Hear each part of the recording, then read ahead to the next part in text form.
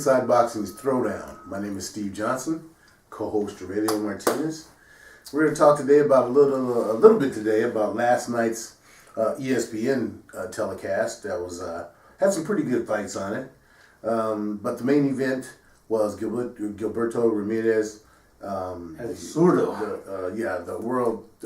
WBO World Super Middleweight Champion, and he was taking on what's that guy's name?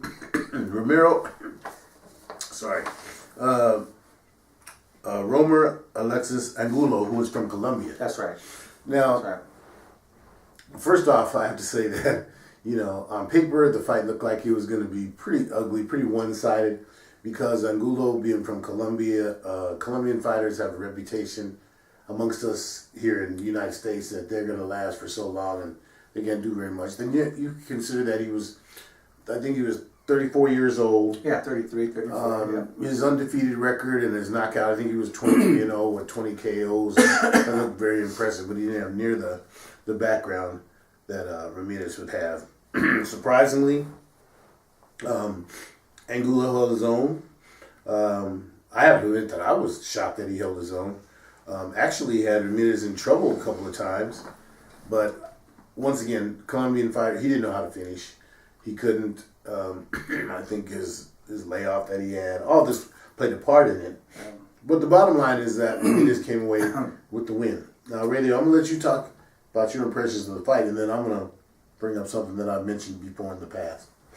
Well, I think the fight was not, and I'm going to say was not as expected because, as much as they're pumping Gilberto Ramirez as the next Mexican sensation, he fell short. He fell short. His report card, instead of being an A+, I would have to say it had to come down to like maybe a B-, because he didn't perform. Angulo fought with a lack of enthusiasm. I mean, he was slow. Yeah. His expression on his face was like he didn't want to be there. Like he was fighting, but he really didn't want to fight. He was heavy-handed, and that's what helped him in this fight. Because other than that, he really looked and gave the impression that he didn't want to fight. He wasn't there to fight. He didn't want to fight, but his power kept him in the fight. I was surprised that when he did hurt Ramirez when he landed and connected solid punches, and he did. As a matter of fact, I forget what round it was, but he actually caught him with a hook to the side of the head that stumbled Ramirez and actually stumbled him and actually hurt him. So obviously we've talked about Ramirez in the past, and I gave my impression and said I still wasn't ready to jump on that bandwagon. And in this fight, I even less so. I'm not ready for that. Now I'll stick to my guns. If he gets in there with any of the top caliber guys, because that's what 160, 165, 168, 168. So, I mean, I just don't think I don't think he's in that world class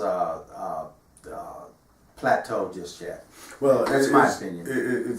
You did a perfect lead in for me because I think I told you, well, we've been in agreement for a long time for all professional boxers that if you have the opportunity to get signed by Top Rank, there's no better organization to sign you because without a doubt, if they decide they want you and you work out to be okay, they're going to protect you.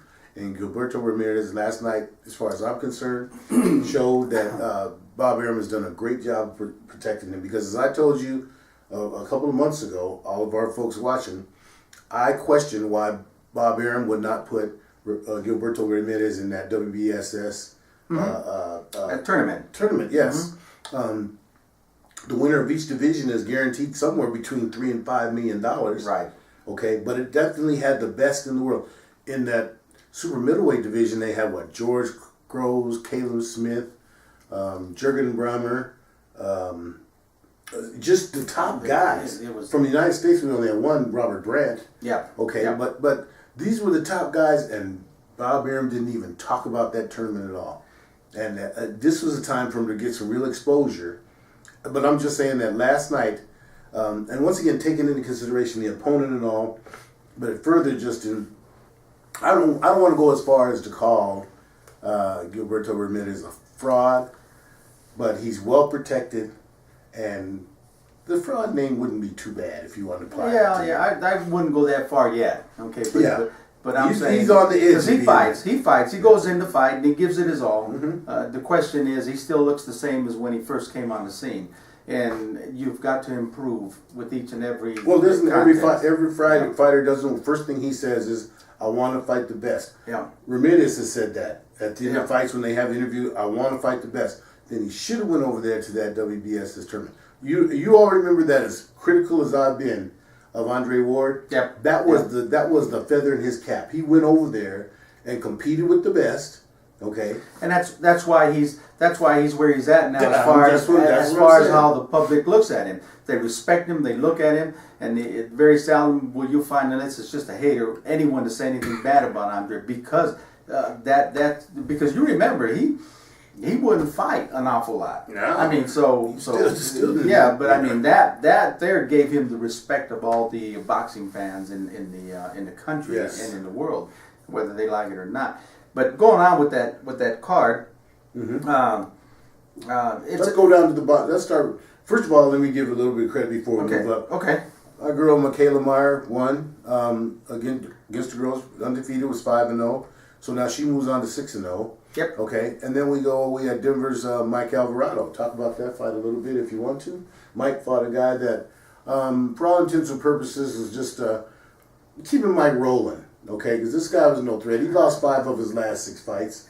Okay, but Mike did what he had to do and stopped him in the 9th round of a scheduled 10-rounder. Your impressions of Mike now, or what is? Okay. Well, I'm just gonna.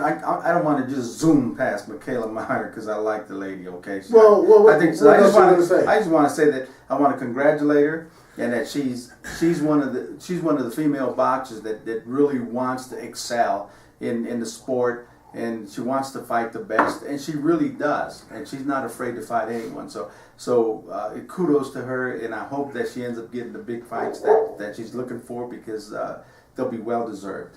I mean, okay. So I mean, it was like, I don't know where that came from, but go ahead. But anyhow, Mike Alvarado, even though he's not signed with Top Rank because Top Rank released him, Top Rank is still kind of guiding him, because Top Rank, Bob Arum, is all about the bottom line financially. He's trying to, he puts fights together, he builds them up, puts fights together, and that's what he's doing with Mike. Even though he's not signed, he's trying to find a way to keep Mike in the limelight so that he can put Mike in a mega fight with one of his fighters, whoever it may be. But he's keeping that option open, and Mike's doing his part of the job as far as staying in shape, staying ready, staying clean. He's left his past life behind, and he's actually welcoming the notion of fighting for a world title or a major title or a top contender on the big screen. So kudos for him. I think this fight here, I don't know if it helped him or if it didn't. Naturally he won. He won as expected.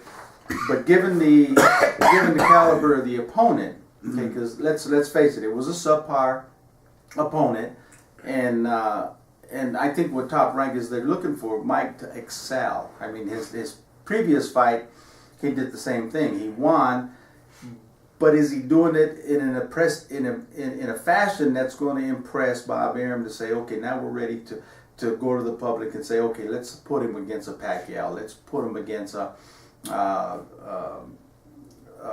Horn, Jeff Horn or something, for the money, for the big marquee fight, and whether he's doing enough to put himself in that position in the eyes of Top Rank, I just don't know. And I think Mike, 10 seconds, and I think Mike needs to be a little more active. I mean, it's been almost a year since he last fought.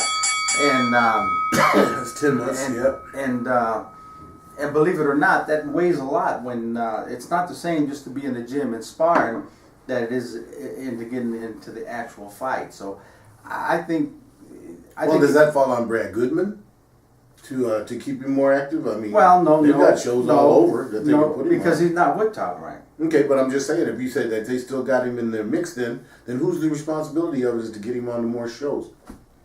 Well, that lies on Mike and his management. Okay. I mean, because they're able to take any fight anywhere. You know. That's true. You're right. They can go and take fights, and I don't care if they're tune-ups or if they're what, but he needs them stay active fights, stay fresh, keep the eye coordination clean, keep the reflexes going. You know, so now when Top Rank calls and says, okay, let's give him a test, then he's going to shine the way he needs to shine. Okay. All right. So, but well, that's the end of our first segment. Our second segment, we're going to come back, and sorry to say, but next weekend, 4th of July is, I believe, Wednesday. So there's really nothing scheduled. There's one fight card scheduled that you might want to check out on next weekend. But we're going to go right in on this second segment, and we're going to talk about a couple of topics that have been pretty hot and heavy around the country. And as usual, we'd like to have your input, but you'll get our input when we come back. So as usual, Inside Boxing Throwdown.